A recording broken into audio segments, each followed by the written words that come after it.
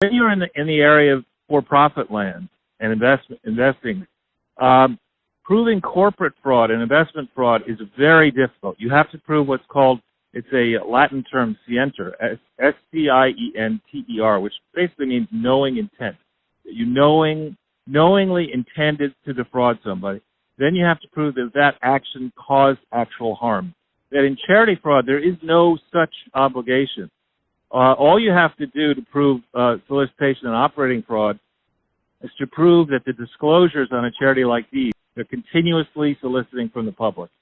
If you can show that the disclosures that the public have are false and materially misleading, that means that they they contain material false, significant false statements, or they omit material information which, if you knew it, might change your behavior. If you knew that they were bilking investors, if you knew that the executives had checkered records of the trustees, and that's withheld from you, and you make a donation, you could certainly argue that that's a material fact. So if you have materially misleading disclosures and soliciting, asking for money, and in particular asking for money across state lines, using the telephone, using the internet, using the mails, these are very serious crimes.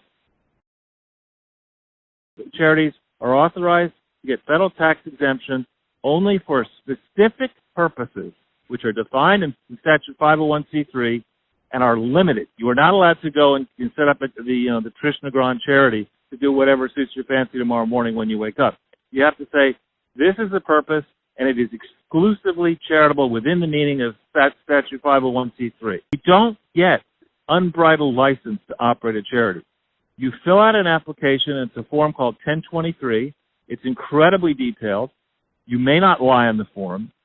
Based on your submissions in this document, we are granting you federal tax exemption, assuming you carry out the activities and devote yourself for the purposes which are laid forth in this application.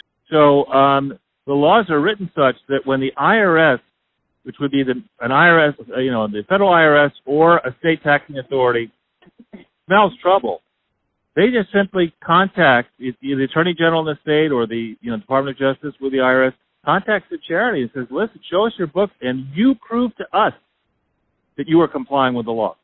Not the other way around. You prove to us.